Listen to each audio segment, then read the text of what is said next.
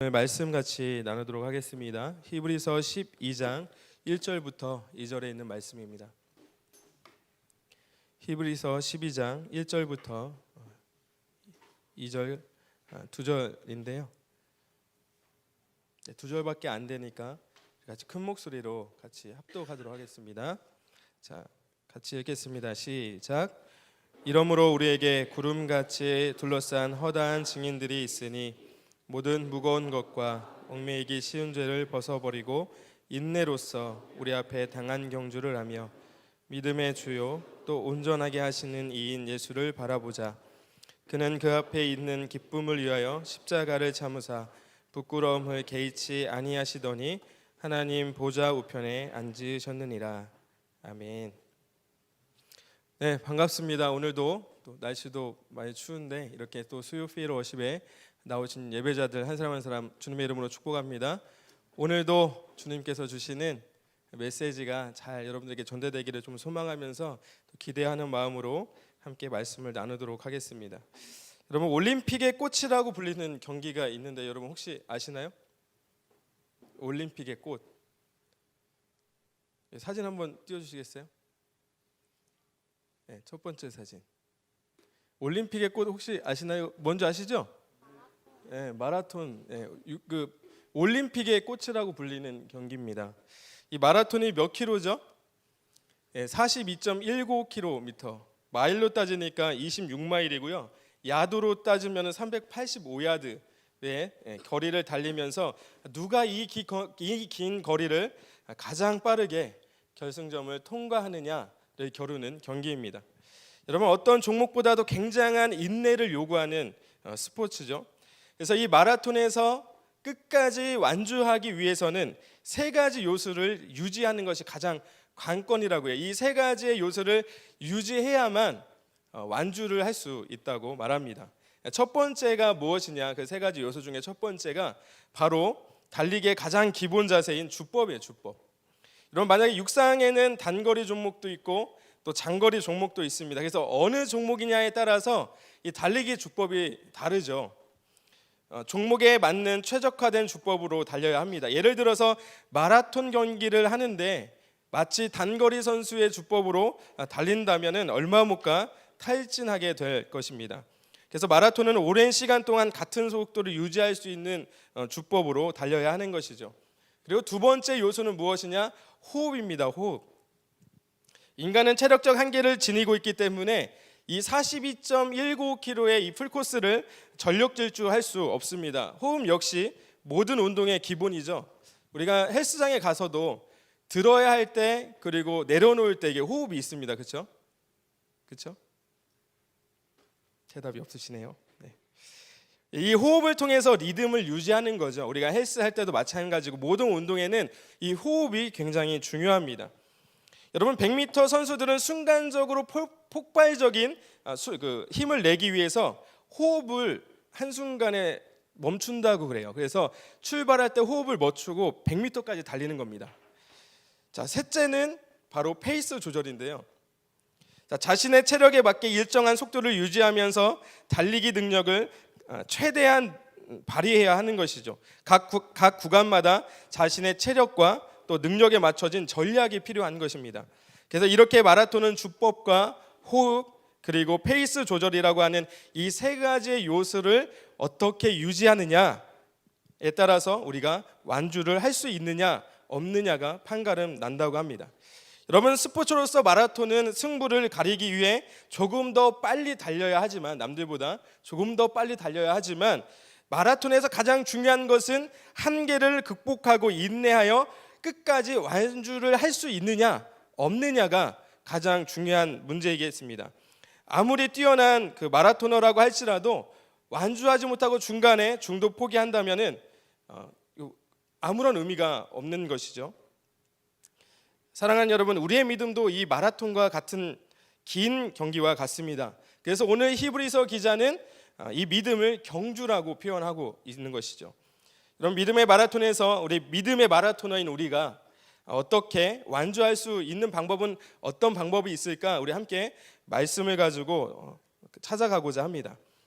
첫 번째로 우리가 해야 되는 믿음의 마라톤에서 완주하기 위해서는 첫 번째 해야 될 일은 바로 무엇이냐? 무거운 짐을 벗어버리는 것입니다. 오늘 성경에서 믿음의 경주를 하는 우리에게 모든 무거운 것과 얽매이기 쉬운 죄를 벗어버려야 한다고 오늘 본문 1절 말씀에 나와 있습니다. 오늘 본문 1절 말씀 잠깐 띄워주시면, 모든 무거운 것과 얽매이기 쉬운 죄를 어떻게 하라고요? 벗어버리고. 여러분, 마라톤하는 몸을 최대한 가볍게 해야 되죠. 가볍게 해야 됩니다. 그 장거리를 뛰는 선수들의 유일한 장비는 이게 옷과 신발인데요. 경기가 막바지에 이르면 그 가벼운 옷과 신발까지도 무겁게 느껴지기 때문입니다. 그래서 체력적 부담을 덜기 위해서 요즘은 옷과 신발도 아주 초경량화돼서 나오잖아요. 그래서 요즘 뭐 마라토너들뿐만 아니라 운동 선수들이 입는 옷들 같은 경우에는 그 체력적 부담을 최소화하기 위해서 대부분 초경량화를 시켰어요. 만약 마라토너들이 군인들처럼 완전 군정을 한다든지, 혹은 저희가 평상시에 입는, 학교 갈 때 또 직장에 갈 때 입는 평상복 차림으로 경기에 임한다면 얼마 가지 않아 금방 지치고 말 것입니다. 따라서 성경은 믿음의 마라톤을 해야 하는 우리를 향하여 무거운 짐을 벗으라, 그리고 지치지 않도록, 경기에 포기하지 않도록 얽매이기 쉬운 죄를 벗어버리라고 말씀하고 있습니다. 그렇다고 한다면 무거운 짐, 그리고 얽매이기 쉬운 것은 무엇인가 살펴볼 필요가 있는데요. 오늘 무거운 짐과 함께 언급된 이 얽매이기 쉬운이라고 하는 이 단어가 보니까 이런 의미를 갖고 있어요. 경쟁자를 회방하다라는 의미를 갖고 있습니다. 잠재적으로는 경쟁자이지만 같은 종목을 하는 동역자로서 스포츠는 뭐니 해도 어떤 플레이가 가장 중요하죠? 페어플레이죠. 페어플레이 정신을 가지고 해야 되는데, 반칙을 해서라도 이겨보겠다며 진로를 방해하는 행위를 하고 있는 것을 이 얽매이기 쉬운 죄라고 하는 이 뜻이 담고 있는 의미입니다. 여러분, 겨울하면 떠오르는 스포츠 혹시 있으신가요? 네? 스키. 스키장 많이 가시나 봐요. 네, 보드 타러. 네, 좋습니다. 저는 개인적으로 겨울하면 떠오르는 스포츠가, 저 쇼트트랙 굉장히 좋아하거든요.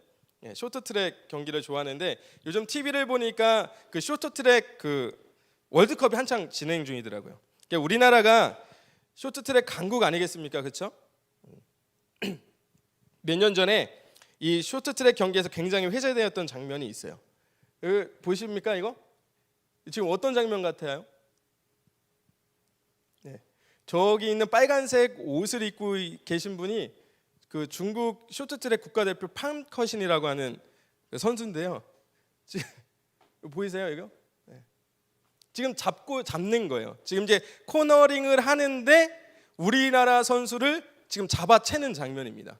이 중국 국가대표 선수들이요, 저희 그 대한민국 선수들이 너무 잘하니까 이 판커신이라고 하는 선수가 결승전에서 잡아채는데, 근데 이겼을까요? 못 이겼을까요? 네, 박승희 선수가 금메달 그날 땄거든요. 잡아챘는데도 이겼어요. 근데 이 사람이 하도 반칙을 하니까 저희 나라 선수들에게는 이 사람 별명이 하나 생겼는데, 반칙왕이에요. 반칙왕. 이 한 경기만 그런 게 아니고요. 한 번 더 넘겨주시겠어요? 네, 저 보이십니까? 발목 잡고 있는 거 보이세요? 네. 요 경기도 그랬고, 한 번 더 넘겨주세요. 네, 저렇게 우리나라 선수인데 무릎을 잡아채는, 그러니까 이 상습범이죠. 상습범입니다. 이 판커신 선수가 상습범이에요. 우리나라 선수들을 얼마나 이기고 싶은지 반칙을 하는 반칙 왕이 되어 버렸어요. 그래서 판커신만 나오면 그 저희 나라 해설자들이 반칙 왕 나왔다고 그렇게 방송할 정도로 반칙 왕입니다. 이와 마찬가지로 우리의 믿음의 마라톤 가운데 이 믿음의 경주를 방해한 것들이 있는데요. 그것이 바로 죄라고 하는 겁니다. 죄. 여러분, 죄는 우리의 믿음의 경주의 가장 큰 회방꾼이죠. 그래서 성경은 오늘 우리에게 믿음의 경주, 믿음의 마라톤을 위해서 무거운 짐과 얽매이기 쉬운 것, 즉 죄를 벗어버리라, 이렇게 말하고 있는 것입니다. 여러분, 우리가 믿음의 경주를 하는데 자꾸만 옆에서 이렇게 태클이 들어와요. 누군가 나를 넘어뜨리게 하고 내가 믿음의 경주를 완주하지 못하도록 넘어뜨리는 것, 그것이 뭐라고요? 죄라고 하는 것입니다. 자, 그래서 우리가 벗어버릴 것은 무엇이냐? 자, 에베소서 4장 22절 세 번역 성경인데요. 같이 읽어보도록 하겠습니다. 시작.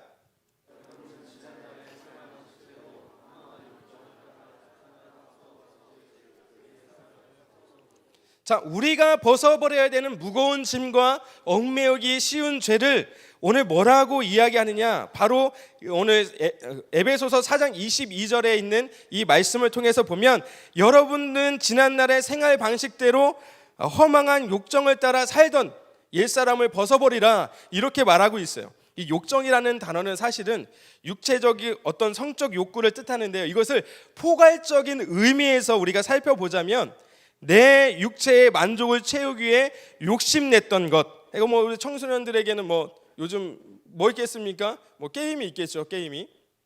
자, 그리고 청소년들에게는 술 취함, 또 음란함들이 또 있겠습니다.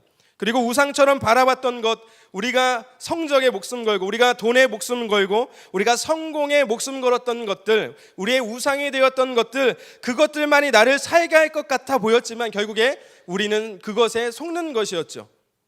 여기 오늘 허망한 욕정이라는 단어가 이런 뜻이에요. 유혹, 그리고 속이다, 이런 뜻을 갖고 있습니다. 그러니까 결국에 내가 성공하면은, 내가 돈이 많으면은, 내가 성적을 좋은 성적을 얻으면은, 내가 게임을 통해서, 술 취함을 통해서, 나의 그 어떤 음란함을 통해서 나를 만족시켜 주겠지, 그것들이 나를 채워주겠지 했던 것들을 결국에는 나를 병들게 했다. 오늘 성경은 우리에게 그렇게 말씀하고 있습니다. 게임이, 술이, 음란한 것들이, 돈이, 성적이 나를 만족시켜 줄 것이라고 생각했지만 성경은 그것들은 나를 병들게 한다, 썩어져 간다, 이렇게 표현하고 있는 것입니다. 따라서 여러분, 오늘 성경이 우리에게 나를 병들게 했던 행동들, 나를 병들게 했던 욕심들, 나를 병들게 했던 가치관들을 다 벗어버리고 이제 새 옷을 입으라, 이렇게 말씀하고 있습니다. 여러분, 어떻게 보면 벗으라고 하는 것은 역설적으로 입는다라는 것을 뜻합니다. 예를 들면 우리가 누가 보진 않지만, 그리고 누구에게 보여지고자 하진 않지만 우리가 집에서 입던 잠옷도요 평생 입지 않습니다. 그렇죠?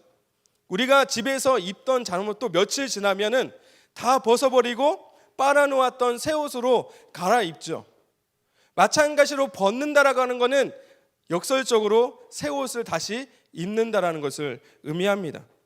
그래서 에베소서 4장 24절에 이렇게 나옵니다. 하나님을 따라 의와 진리의 거룩함으로 지으심을 받은 새 사람을 입으라, 이렇게 말씀하고 있습니다. 여러분, 새 사람을 입는다는 것은 어떤 것일까? 제가 말씀에는 띄우지 않는데요, 에베소서 4장 25절부터 32절에 이렇게 기록되어 있습니다. 제가 줄여서 말씀을 드리자면, 새 사람을 입는다는 것은 이런 의미가 있어요.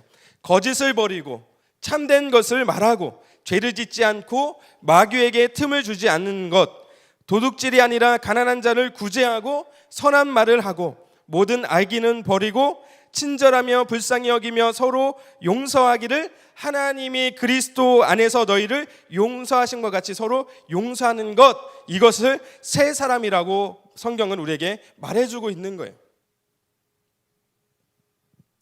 이것을 한마디로 정의하자면, 한마디로 얘기하자면 거듭남이라는 겁니다. 거듭남.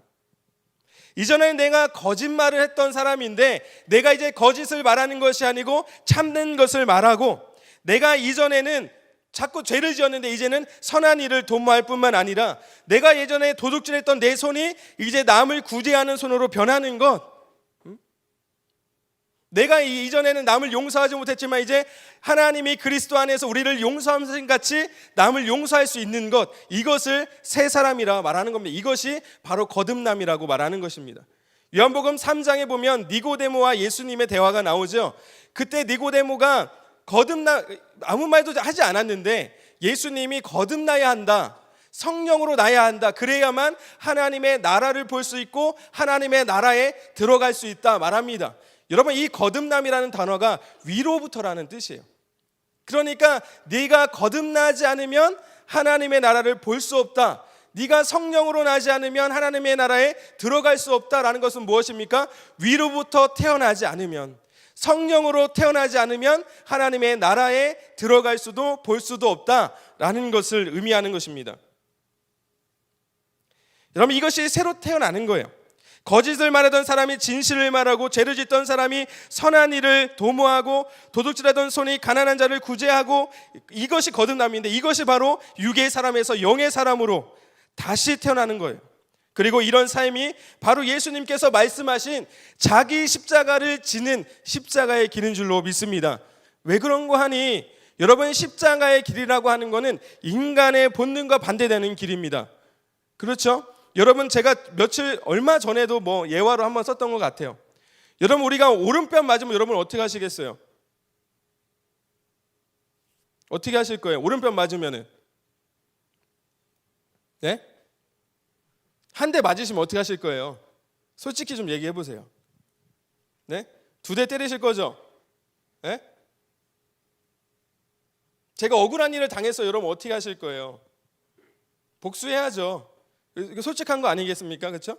인간의 본능이 원래 그렇습니다. 그렇죠? 한 대 맞으면은 2대 때리게 돼 있습니다. 오른뺨 맞으면 왼뺨도 때리게 돼 있어요. 그렇죠? 그런데 예수님 우리에게 뭐라고 가르쳐 주셨습니까? 오른뺨 맞으면은 왼뺨도 돌려야 되고요. 그렇죠? 여러분, 걷어달라고 하면은 속옷까지 주라는 거예요. 여러분, 오리를 걷자고 하면 어디까지 갑니까? 십리를 동행하라 말씀하세요. 예수님이 십자가를 지실 때 십자가의 그 고난을 수모를 당하시잖아요. 온갖 조롱과 수치와 부끄러움을 다 당하시고 매도 맞고 다 맞습니다. 그리고 예수님이 그들을 향해서 뭐라고 얘기하십니까? 너 3일만 있다 보자. 3일만 있다 봐. 내가 복수할 거야. 이렇게 말씀하지 않으시죠. 예수님이 십자가에 달려 돌아 죽는 그 순간까지 뭐라고 말씀하십니까? 아버지, 저들을 용서하여 주십시오. 저들이 하는 일을 알지 못합니다. 여러분, 이게 십자가의 길입니다.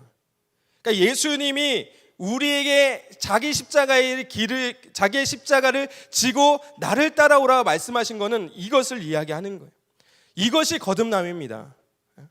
내가 이전에는 오른뺨 맞으면 왼뺨도 때릴 수 있던 사람인데, 오른뺨 맞으면 왼뺨도 돌려대는 거예요. 이것이 십자가의 길입니다. 사랑하는 여러분, 예수 그리스도를 나의 삶의 구원자로 여러분 믿고 계십니까? 여러분, 내 삶의 주인으로 여러분 영접하셨습니까? 여러분 영접하셨어요? 여러분, 예수님이 여러분들의 구원자이십니까? 예수님 여러분들의 삶의 주인 되십니까? 그렇다면 여러분, 지금 이전에 입고 있던 그 냄새나는 옷을 여러분 벗으셨어요? 여러분들의 믿음의 경주를 하고 있는 여러분들이 이 믿음의 경주에, 이 믿음의 마라톤을 달리고 있으면서도 여전히 포기할 수 없는 세상의 무거운 짐을 다 짊어지고 여러분 믿음의 경주에 임하고 있지 않습니까? 얼마 가지 못해요. 그 모든 세상에 포기할 수 없는 그 짐들을 지고서는요, 결코 믿음의 경주를 완주할 수 없습니다. 너무 무거워요. 여러분, 죄의 공격으로 믿음의 경주를 이어가지 못하고 혹시 여러분들 넘어져 계십니까? 무거운 짐과 얽매이기 쉬운 죄를 다 벗어버리라 말씀하시고 있는데도 불구하고 우리는 포기할 수 없는 세상의 온갖 무거운 짐, 포기할 수 없는 세상의 짐들을 다 짊어지고 주님 저 힘들어요 이러고 있지 않습니까? 분명히 내가 이 장애물들을 이 앞에 놓으면 달려가다가도 넘어질 것을 알고 있음에도 불구하고 여러분들 혹시 그 장애물을 치워버리지 않고 계속 그 장애물을 넘으면서 여러분 지금 지나가고 있지 않습니까? 여러분, 예수님은 우리에게 말씀하세요. 마태복음 11장 28절과 30절 말씀에 이렇게 말씀하십니다. 수고하고 무거운 짐진 자들아 다 어떻게 하라? 내게로 오라. 내가 너희를 쉬게 하리라. 이는 내 멍에는 쉽고 내 짐은 가벼움이라. 여러분, 멍에라고 하는 거는 두 마리 소를요 엮어서 일을 할 수 있도록 엮는 그 역할을 하는 것이 멍에입니다. 예수님 우리에게 자신의 멍에, 예수님의 멍에를 지라고 매라고 말씀하셨지만 이 멍에는 예수님과 함께 매는 멍에이기 때문에 우리에게 가벼운 것이 되는 거죠. 나 혼자 매는 것이 아니라 예수님이 나의 짐을 함께 지겠다 말씀하시기 때문입니다. 그렇기에 우리는 주님 앞에서 쉼을 얻을 수 있는 것이죠. 여러분, 오늘 이 예배와 말씀을 통해서 무거운 짐과 죄의 옷을 벗어버릴 수 있는 시간이 되시기를 주님의 이름으로 축복합니다. 두 번째는 무엇이냐? 두 번째 우리가 믿음의 경주, 믿음의 마라톤을 완주할 수 있는 두 번째 방법은 바로 인내하는 겁니다. 여러분, 성경은 우리 앞에 당한 경주, 이 믿음의 마라톤을 인내하여 완주해야 한다라고 말하고 있습니다. 아까 서두에서 얘기했던 것처럼 여러분, 마라톤에서 가장 중요한 것은 빨리 달리는 것입니까? 아니면 오래 달리는 것입니까? 어떤 것이죠? 오래 달리는 것이죠. 여러분, 운동 생리학적에서 보면은 계속 달리다 보면 호흡곤란과 고통이 최고조에 달해서 죽을 것 같은 느낌이 들 때가 있습니다. 여러분들도 뭐 우리 형제님들 같은 경우는 뭐 축구하다가 뭐 여러 가지 운동하다 보면은 정말 토할 것 같은 기분이 들어가지고 멈출 때가 있죠. 쉼을 얻을 때가 있습니다. 이 지점을 4점이라고 그래요. 데드 포인트라고 합니다. 이게 호흡이 막 여기까지 이제 막 호흡이 막 딸려가지고 정말 이제 정말 내가 죽을 것 같다. 더 뛰면 죽을 것 같다라는 이 지점을 4점이라고 해요. 데드 포인트라고 이야기합니다. 하지만 이 시점을 잘 견뎌내면은 엔돌핀이 분비되고 기분이 좋아지면서 호흡과 심신이 편안해져 다시 의욕이 생겨나고 운동을 지속할 수 있게 되는 그 시점이 있는데 그것을 세컨 윈드라고 불러요. 여러분, 이 데드 포인트를 넘어서야만 완주를 할 수 있게 되는 겁니다. 이 데드 포인트에 보통은 다 걸려서 포기하게끔 돼 있어요. 마라톤도 마찬가지죠. 마라톤 열심히 뛰다가 한 20km 나 정말 죽을 것 같다, 못 뛰겠다, 여기 데드 포인트에 온 거예요. 포기하면 이제 완주는 못하게 되는 것이죠. 여러분, 우리의 믿음의 경주 가운데도 이 데드 포인트를 반드시 경험하게 되어 있습니다. 우리가 살아가는 학교 생활 가운데에서 또 친구와의 관계, 동료와의 관계, 또 가정의 여러 가지 문제들은 우리의 믿음을 위협하는 그런 원인이 되기도 합니다. 여러분, 믿음이 점점 깊어지다가도 생각지 못한 어려움들을 마주하게 되면 우리는 낙심하거나 우리의 믿음이 흔들릴 때가 있다라는 것입니다. 여러분, 우리는 믿음의 데드 포인트를 매 순간 경험하면서 살아가게 되어 있습니다. 그러나 중요한 것은 이 데드 포인트는 반드시 있는데 이 데드 포인트를 넘어서야만 세컨 윈드를 경험할 수 있다라는 것이죠. 여러분, 우리의 믿음은 데드 포인트를 통해서 성숙하고 성장하게 되어 있습니다. 이 데드 포인트가 없는 신앙은 우리를 더욱 단단한 믿음으로 인도하지 못합니다. 여러분, 다라고 말할 수는 없지만 다 어떤 사랑의 그런 경험들이 다 있으시죠? 다라고는 제가 말을 못하겠습니다. 다 사랑해 보신 경험들이 있으시죠? 있으면 대답 좀 해보세요. 없는 거 아니시죠? 네, 다 그런 순간들이 있을 거라고 저는 생각이 듭니다. 네. 여러분, 사랑하는 사이에도 뭐가 찾아옵니까? 권태기 찾아오죠? 권태기. 여러분, 사랑에 두 가지 종류가 있다는 사실 알고 계십니까? 이걸 몰라가지고 권태기에 보통 다 헤어지는 거예요. 두 가지가 있습니다. 첫 번째는 우리가 사랑이라고 말할 때 일반적으로 정의하는 감정적 사랑이 있어요. 감정적 사랑. 이게 보니까 호르몬 분비를 통해서 우리가 느끼는 감정적 사랑은요, 유통기한 한 300일 정도, 아닐 수도 있어요. 근데 보통 300일이라고 해요. 최장 300일. 유효기간이 300일입니다. 자, 이 기간에는 상대방의 단점이 안 보여요. 그래서 우리 어르신들이 한참 이야기하죠. 콩깍시가 씌었구나. 요게 요 기간입니다. 이 감정적 사랑의 단계. 자, 근데 이 시간들이 지나고 나면요, 이성적 사랑으로 바뀌게 되어 있어요. 그때는 이제 상대방의 단점이 보이기 시작합니다. 그동안에 보이지 않던 것들이 막 보여요. 그래서 감정적 사랑에서 이성적 사랑으로 전환되는 그 시점을 여러분 권태기라고 하는 거예요. 권태기. 근데 우리는 일반적으로 감정적 사랑만 사랑이라고 생각하기 때문에 그 감정과 열정이 식어지면 내가 상대방을 사랑하지 않는구나 라고 생각하게 되죠. 그러나 이 권태기는 겪어야 됩니다. 결혼을 하기 전이든 결혼을 하고 난 후든 반드시 겪게 되어 있어요.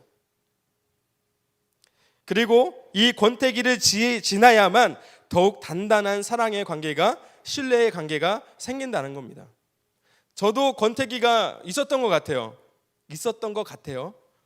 있었는지는 모르겠지만 있었던 것 같아요. 그냥 지나갔어요. 느껴보진 못했습니다. 그러나 제가 분명히 우리 아내를 너무나도 사랑했는데 좋은 것만 보였는데 어느 순간 방송을 보고 있을 것 같아요. 아기를 키우느냐. 어느 순간 보이더라고요. 어느 순간. 그 시간들이 지나다가 결혼도 하고 지금은 아이도 낳고 잘 살잖아요.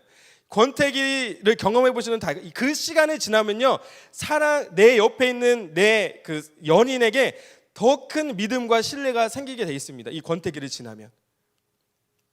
그리고 이제 우리 어르신들은 보면은 이 나이에 무슨 사랑이야 하면서 정으로 사는 거지 이야기하시는데, 그것이 여러분 이성적 사랑이에요. 내가 비록 상대방의 단점이 보이긴 하나, 상대방의 모난 부분이 보이긴 하나, 내가 그것을 더 보완해주고 아껴주고 참아주고 인내하면서 살아가는 것, 그것이 여러분 이성적 사랑입니다. 그러니까 내가 지금 권태기를 겪고 있다라고 느껴지는 분들은 지금 데드 포인트구나, 요거를 지나면 두 번째 찬스가 오고 있구나 라는 거를 여러분 염두에 두신다면 참아낼 수 있을 것 같아요. 그런데 이제 사랑은 끝났어 이렇게 하고 돌아서면 이제 빠이빠이죠. 조심하셔야 됩니다. 그래서 사랑에는 두 가지가 있다. 감정적 사랑과 이성적 사랑이 있습니다. 사랑하는 여러분, 마라톤 선수들은요 물을 마시지 않습니다. 갈증이 나면 입으로 헹구거나 입술만 축이죠. 마라톤 선수들 보면 분명히 그 어느 지점에 그 물을 이렇게 놓는 그 코스를 지나게 돼 있죠. 근데 물을 받아서 먹든가요? 잘 안 먹어요, 그렇죠? 먹고 뱉거나 아니면 얼굴에 뿌리거나 머리에 막 이렇게 붓는 거. 저만 마라톤을 보는군요. 하여튼 먹지 않습니다. 왜 그러면 먹게 되면, 축구해 보신 분들도 알겠지만 갈증이 너무 난다고 물을 완전 드리킹 해버리면은 나중에 여기 맹장 하여튼 여기가 아파요. 너무 아파서 뛰질 못하게 됩니다. 그래서 마라토너들은 목이 타들어가는 갈증과 이 데드 포인트를 넘어서기까지 인내해야 되는 것이죠. 여러분, 인내한 자만이 세컨 윈드를 경험할 수 있게 됩니다. 여러분의 일생생활에서 그리고 믿음의 레이스에서 혹시 데드 포인트를 경험하고 계신가요? 그러나 여러분 기뻐하시길 바랍니다. 왜 그런가 하니 우리에게는 바로 세컨 윈드가 반드시 찾아오기 때문에 그렇습니다. 여러분, 야고보서 1장 2절부터 3절의 말씀 같이 보면 이렇게 이야기합니다. 읽어볼까요? 시작.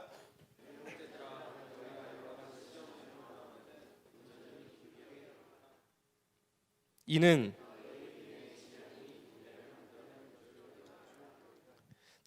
형제들아, 너희가 여러 가지 시험을 당하거든 어떻게 여기라고요? 온전히 기쁘게 여기라.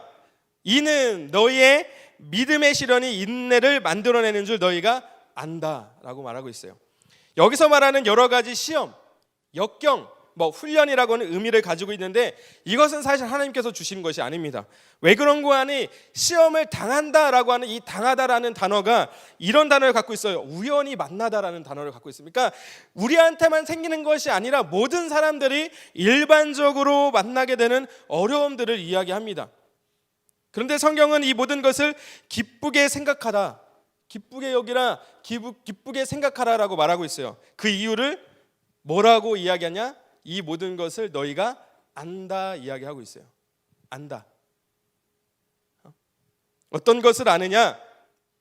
이런 시험들이, 이 믿음의 시련과 역경과 이 시험들이 우리의 믿음을 지속적으로 이어갈 수 있도록 하는, 그리고 우리를 견디게 하는 그 능력이 바로 이것에 있다라는 것을 너희가 알고 있기 때문에 견뎌내라는 겁니다.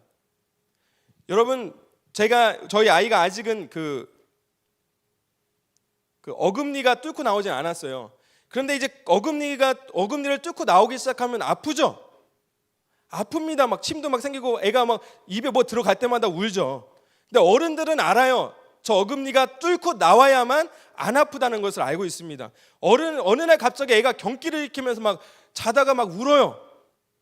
원인을 몰라요. 초보 아빠인 저가, 우리 아내가 몰랐죠. 그런데 어른들이 알죠. 성장통인가 보다. 응? 그러니까 아픔을 겪어내야 크는 겁니다. 아픈 걸 어떻게 해요? 어떻게 할 수가 없죠. 어느 날 원인 모르는 막 열이 나요. 병원에 가도 특별한 이유를 모르겠대요. 저도 그때 이제 첫째 낳고서 처음 경험했는데 돌발진이라는 게 있죠. 병원에서는 그냥 돌발진이라는데 그냥 어떻게 지나가야 된대요. 이거 지나가야지 뭐 어쩔 수 없대요. 어른들은 다 아시더라고요. 그죠? 그 단계를 거쳐야만 성숙하고 성장하는 겁니다. 우리의 믿음도 그런 거죠. 어려운 일을 겪고 여러 가지 시험과 고난들을 겪고 그 시간들이 지나야 우리의 믿음이 성숙하고 성장하는 겁니다. 그렇죠? 그래서 어르신들이 대단한 거예요. 역경들, 어려움들을 겪고 나니까 이 어려움보다 더 큰 어려움을 만나도 태연하게 이겨내고 인내하는 것을 보면 그런 것이 바로 이런 데드 포인트 이후에 오는 세컨 윈드가 아닌가 저는 생각이 되어집니다. 여러 가지 시험들, 즉 믿음의 시련들이 우리의 믿음을 지속하게 한다. 그것이 여기에만 기록된 게 아니고요. 로마서 5장 3절부터 4절에도 기록되어 있어요. 다시 한번 읽어볼까요? 시작. 우리가 환난 중에도 즐거워하나니 이는 환난은 인내를, 인내는 연단을, 연단은 소망을. 여기서도 똑같이 사도 바울이 뭐라고 얘기합니까? 너희가 안다라고 이야기해요. 안다. 너희가 이 시간들을 겪어내야 하는 것을 안다. 너네가 모르는 것이 아니다. 그런데 지금 우리는 힘들다 말하고 있는 거죠.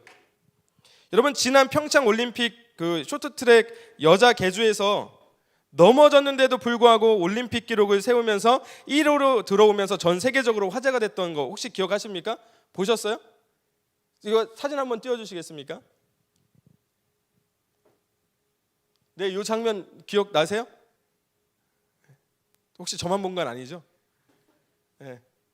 원래 저 선수가 넘어져 있는 선수가 이유빈 선수고 이 선수가 최민정 선수입니다. 그런데 이 넘어져서 반바퀴 이상이 차이 났는데도 저희가 1위로 통과를 했어요. 그래서 전 세계적으로 야 정말 그 한국 쇼트트랙이 정말 이 믿을 수 없는 일이다. 뭐 저는 그 전 세계 그 중계 내용을 다 들었거든요. 봤거든요. 유튜브로 봤는데 야 막 뭐 말로 표현을 못 하더라고요. 넘어졌는데도 올림픽 기록으로 들어왔습니다. 1위를 했어요. 그런데 사실은 이 최민정 선수가 이 다음 그 주자가 아니었고 다른 선수가 주자였는데 이 최민정 선수가 바로 터치를 해서 이어서 받았어요. 쇼트트랙 룰이 그렇습니다. 넘어졌을 때 터치만 하면 돌 수가 있어요. 다음 주자가 누군지 상관없이 터치를 하면 바로 이어받아서 할 수가 있습니다. 그런 룰이 있더라고요. 그런데 이 사건이 있고 난 뒤에 어떻게 된 것이냐라고 선수들한테 인터뷰를 해보니까 선수들은 이렇게 인터뷰를 하더라고요. 선수들은 그동안 연습했던 상황이라 잘 대처할 수 있었고 반복된 연습을 통해서 이루어진 거다, 이렇게 인터뷰를 하는 내용을 들을 수 있었습니다. 여러분, 만약 선수들의 반복된 훈련들이 없었다고 한다면은 넘어졌을 때 포기했을 수도 있어요. 그렇죠? 쇼트트랙이라고 하는 것 자체가 굉장히 빠르게 진행될 뿐만 아니라 굉장히 그 바퀴 수가 줄어들지 않더라고요. 그 뭐 정말 이게 짧은 거리이기 때문에. 그러나 반복되는 훈련을 통해서 여러 가지 상황들을 시뮬레이션 해본 이 선수들은 야 이거 따라잡을 수 있겠다라는 생각을 했겠죠. 그리고 반사적으로 넘어졌을 때에 너나 할 것 없이 선수가 터치를 하는 것, 이것이 바로 반복된 연습의 결과라는 것입니다. 그리고 포기하지 않고 결국에는 올림픽 레코드까지 기록하며 1위로 통과했습니다. 여러분, 우리도 알고 있어요. 지금의 이 시간들을 우리가 비록 지금 어렵다고 이야기는 하나 우리는 견뎌낼 수 있고 견뎌야만 한다는 것을 알고 있습니다. 그리고 이 시간들을 통해서 우리는 반드시 성숙하고 성장한다는 것도 알고 있어요. 이 시간이 지나가야 된다는 것도 알고 있습니다. 다만 우리는 하나님의 얼굴을 구하기보다 우리는 하나님의 손을 구하고 있는 거죠. 그렇죠? 하나님이 어떤 분이신가, 나의 믿음의 대상으로서의 하나님을 바라보기보다 하나님을 나의 해결사 정도로 보고 있는 거예요. 믿고 있는 겁니다. 여러분, 우리는 시작이 있으면 끝이 있음을 알고 있고요. 초보의 단계를 거쳐야만 프로가 된다는 것도 알고 있습니다. 여러분, 혹시 믿음의 권태기 가운데 여러분 있으십니까? 혹시? 그럼 여러분 기뻐하시길 바랍니다. 반드시 하나님의 세컨 윈드가 여러분들을 찾아갈 거라는 그 확신을 가지시고 기다리시면, 인내하신다면은 반드시 하나님께서 여러분들에게 주시는 은혜를 경험하게 될 줄로 믿습니다. 마지막으로 우리가 믿음의 레이스, 믿음의 마라톤을 완주하기 위해서는 우리가 예수를 바라봐야 한다는 거죠. 여러분, 마라토너는 어디를 향해 달려갑니까? 결승점을 향해서 달려가죠. 그 길고 긴 시간을 달렸지만 혹시 결승점이 없다고 한다면, 우리의 목적지가 없다고 생각해 본다면 어떨 것 같습니까? 막 열심히 달렸는데 어디로 가는지도 몰라요. 그리고 어떻게 끝나는지도 알지 못한다고 한다면 얼마나 좌절이 되겠어요. 여러분, 마라토너는 오직 결승점을 바라보며 그곳만을 생각하며 달려갑니다.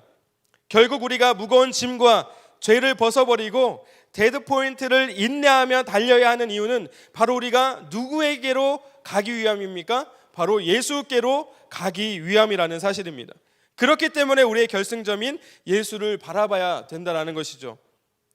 오늘 이 본문에 쓰여진 2절에 쓰여진 예수를 바라보자라고 하는 이 보다라고 하는 이 단어에는요, 주의 깊게 생각하다라는 의미를 갖고 있어요. 그러니까 우리는 예수를 깊게 생각하는 겁니다. 그분이 나에게 어떤 분이신지, 어떤 분으로 나에게 있으신지, 예수님은 누구신지, 예수님이 나를 위해서 어떤 일을 하셨는지에 대한 깊은 생각과 이해를 하고 여러분 살아가셔야 된다는 것을 의미합니다. 우리의 믿음의 레이스, 이 믿음의 마라톤은요, 인생의 마지막을 향하여 달려가는 것이 아니라 바로 예수 그리스도를 향하여 가는 겁니다. 우리는 이 인생의 마지막을 끊기 위해서, 마지막을 통과하기 위해서 인생의 믿음의 마라톤을 향해서 가는 것이 아니라 바로 그냥 예수께로 가기 위하여 우리는 지금 믿음의 여정을 달리고 있다는 것을 잊지 않기를 주님의 이름으로 축복합니다. 그리고 예수께로 가서 우리가 완주하였을 때 예수 안에서 또 예수와 함께 영원한 안식을 위해 달려가는 것이지 우리가 끝을 향하여 나아가는 것은 아님을 우리가 기억해야 합니다. 여러분, 히브리서 11장은 우리가 보통 무슨 장으로 알고 있죠? 믿음장, 그렇죠? 믿음의 선배들의 이름이 쫙 나열되어 있어요. 믿음의 선배들이 어떻게 살았는지 쭉 기록되어 있습니다. 히브리서 11장에 우리 믿음의 선배들의 이름을 나열하고 이 믿음의 선배들이 믿음을 따라 죽었다라고 말하면서 이 믿음의 선배들의 삶을 이끌어가는 그 주체가 믿음이었다라는 것을 강조하고 있습니다. 믿음의 선배들은 자신들을 외국인이다, 나그네다 라고 말하고 있습니다. 말씀 띄워주시겠습니까? 히브리서 11장 13절 14절 같이 읽어보겠습니다. 시작.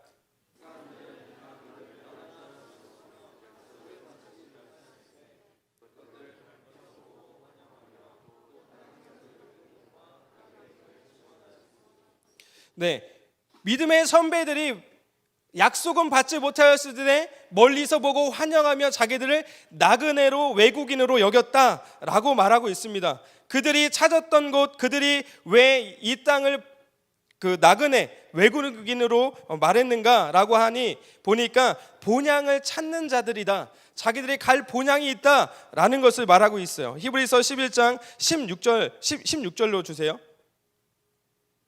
네, 같이 읽어보겠습니다. 시작.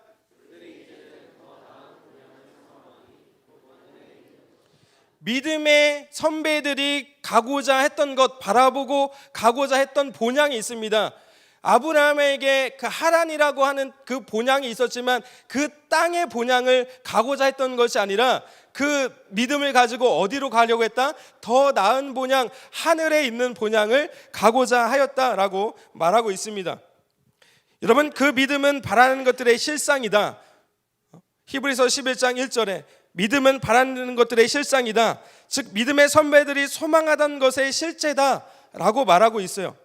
여러분, 근데 히브리서 11장 1절은 믿음은 뭐뭐다라고 이야기하는 것이 우리가 어떤 성공을 위해서 믿음은 이런 것을 가져야 됩니다라고 하는 어떤 의지적 표현으로서 이렇게 그것을 이야기하는 것이 아니라 10장 36절에 이야기하고 있는 하나님이 약속하신 것, 그것을 바라보는 것이다 라는 것을 이야기합니다. 원어에는 이 10장과 11장 1절을 이어주는 접속사를 사용하고 있어요.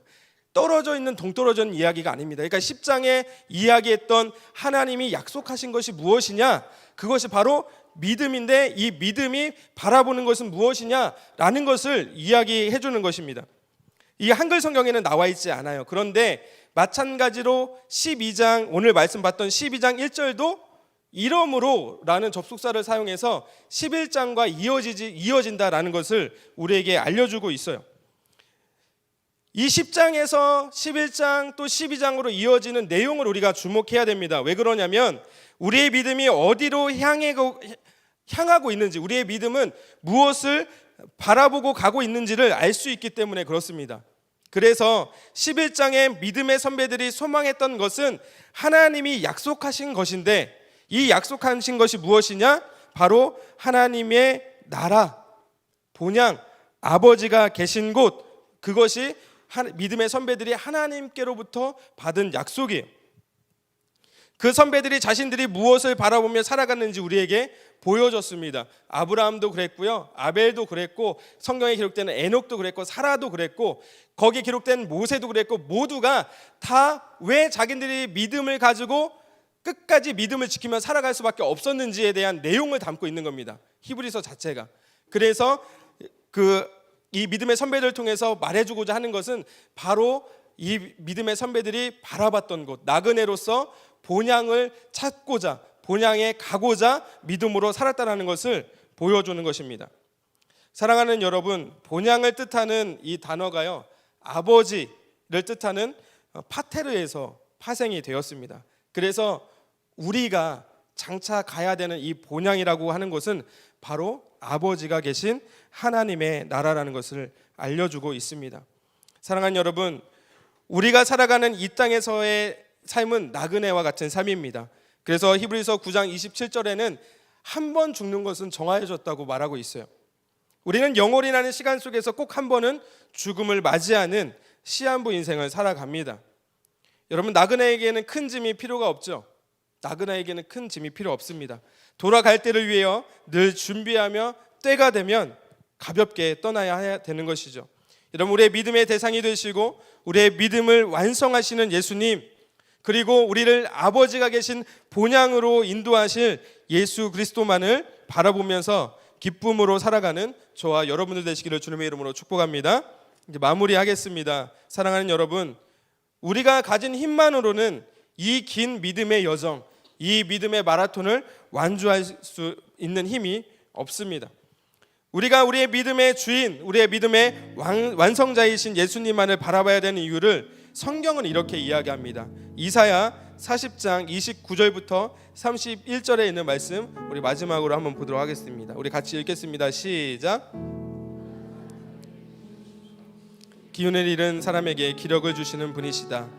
비록 젊은이들이 피곤하여 지치고 장정들이 맥없이 비틀거려도 오직 주님을 소망으로 삼는 사람은 새 힘을 얻으리니 독수리가 날개를 치며 솟아오르듯 올라갈 것이요 뛰어도 지치지 않으며 걸어도 피곤하지 않을 것이다. 여러분, 우리는 피곤합니다. 그렇죠? 우리의 인생을 살아가면 우리는 피곤해요.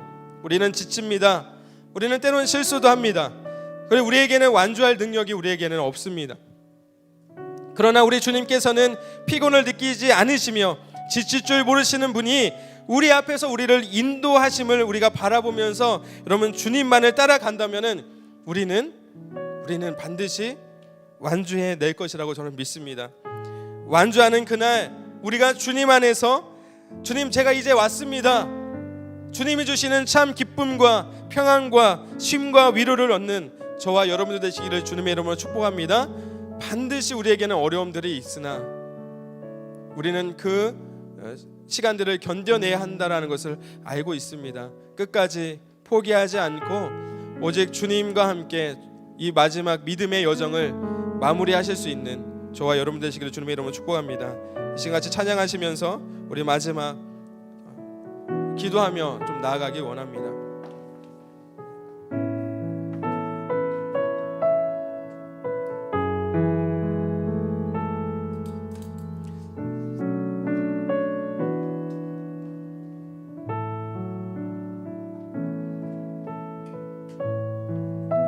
여러분, 우리 이 시간 이 찬양을 함께 묵상하면서 같이 찬양하면서 우리의 고백으로 좀 하나님 앞에 들려드리기 원하는데요. 주님께서 우리에게 우리의 작은 신음에도 응답하시고 또 우리의 모든 필요를 아시고 또 우리를 바라보고 계신다라는 그 사실, 그래서 하나님 비록 우리 가운데 어려움들이 닥칠지라도 정말 주님께서 나와 함께하고 계시다라는 그 사실만으로도 주님 우리가 기쁨으로 이겨낼 수 있도록 주님 우리의 고백을 주님 앞에 드립니다 라는 이 찬양의 고백 주님 앞에 올려드리기 원합니다. 하나님의 사랑은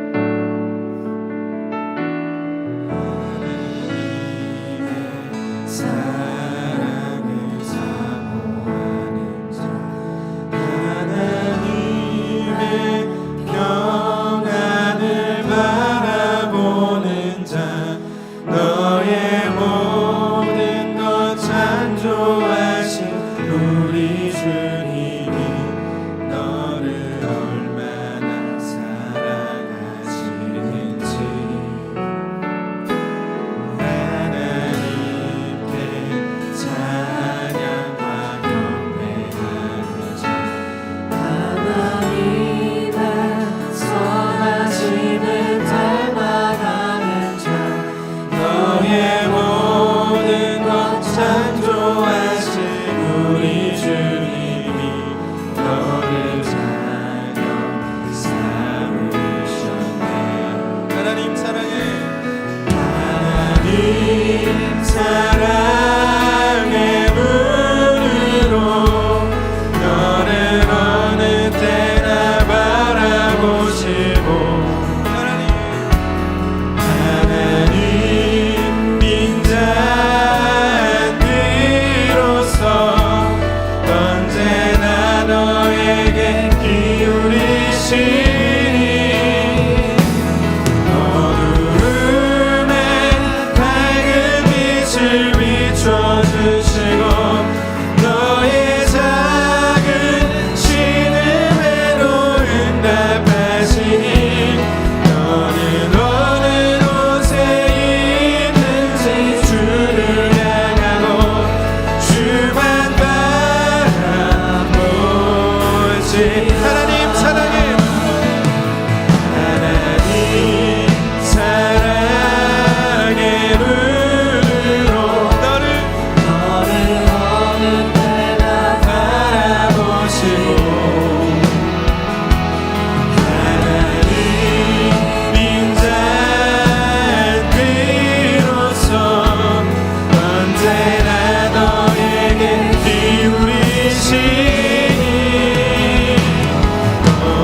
어두움에 밝은 빛을 비춰주시고 너의 작은 신음에도 응답하시니 너는 어느 곳에 있든지 주를 향하고 주만 바라보고 우리 한 번 더 고백합니다. 하나님 사랑해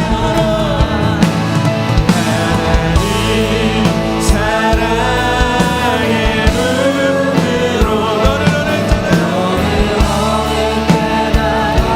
바라보시고 하나님 인자한 귀로서 언제나 너에게 기울이시니 어두움에 밝은 빛을 비춰주시고 너의 작은 신음에도 응답하시니 너는 어느 곳에 있든지 주를 향하고 주만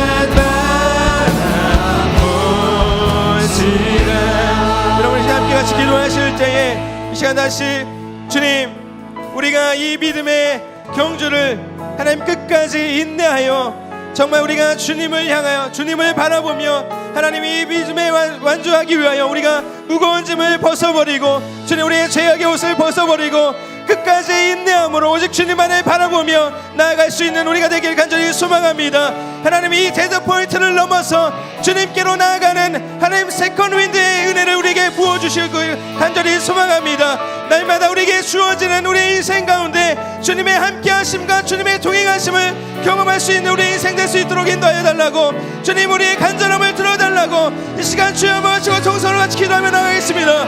같이 기도하겠습니다.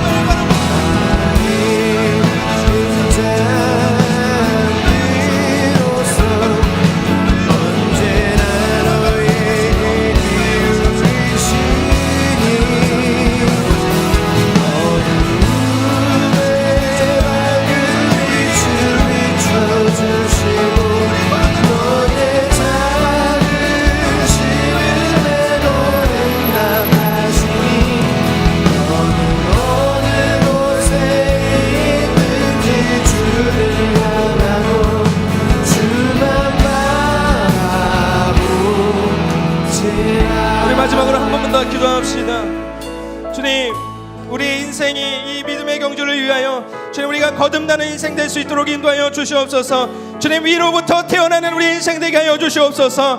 주님, 성령으로부터 태어나는 인생이 되게 하여 주셔서 이전에는 하나님 내가 주님을 해결사로 여겼다면 이제는 주님이 나의 구원자요 오직 주님의 손을 구했다면 이제 주님의 얼굴을 구하는 거듭난 인생 될 수 있도록 인도하여 주시옵소서. 그래서 하나님, 우리가 주님을 믿고 따르며 주님을 신뢰하는 하나님, 우리가 영의 사람으로 거듭나는 은혜를 허락하여 달라고 이 시간 마지막으로 주여 한번 외치고 다시 한번 정성으로 기도하며 나아갑니다. 같이 기도하겠습니다. 주여,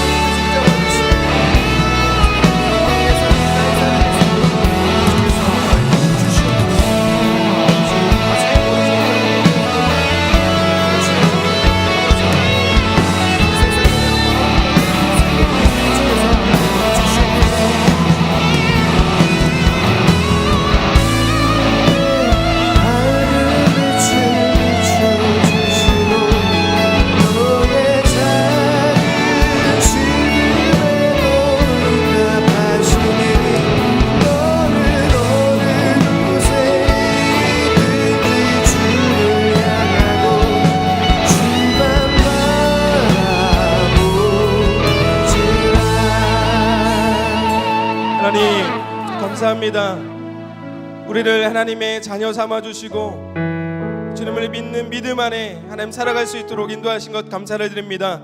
그러나 우리가 살아가는 이 삶의 긴 여정 가운데 하나님, 우리는 또 절망하고 낙심되는 여러 가지 어려움들을 우리가 만날 테지만 하나님, 우리가 지고 있는 무거운 짐을 다 벗어버리고 오직 믿음으로 주님을 바라보며 하나님 이 순간들을 잘 견뎌내요 하나님 이후에 주님과 만나는 그 순간 주님 안에서 누리는 참된 평안과 위로와 쉼을 얻을 수 있는 우리 모든 믿음의 사람들 다 될 수 있도록 주님 인도하여 주시옵소서. 하나님, 우리가 거듭난 인생, 하늘로부터 다시 태어나는 인생, 성령의 사람이 될 수 있도록 하나님 우리에게 은혜를 베풀어 주셔서 하나님, 우리의 삶이 이제는 주님과 함께 살아가는, 주님을 드러내는, 주님의 영광을 바라볼 수 있는 우리의 인생 될 수 있도록 인도하여 주시옵소서. 주님의 도우심만을 구했던, 주님의 손을 구했던 우리라면 이제는 주님의 얼굴을 구하며 주님의 얼굴로 만족할 수 있는 우리의 삶이 될 수 있도록 인도하여 주시옵소서. 하나님, 오늘도 각가지 기도의 제목들을 가지고 주님 앞에 나왔습니다. 하나님, 이제 기도하는 심령들마다 주님 위로하여 주시고 격려하여 주시고 이전에 없었던 주님의 사랑과 은혜를 경험하는 시간으로 우리를 인도하여 주시옵소서. 이 이후의 모든 시간들을 주님 손에 올려드리며 예수님의 존귀하신 이름으로 함께 기도했습니다.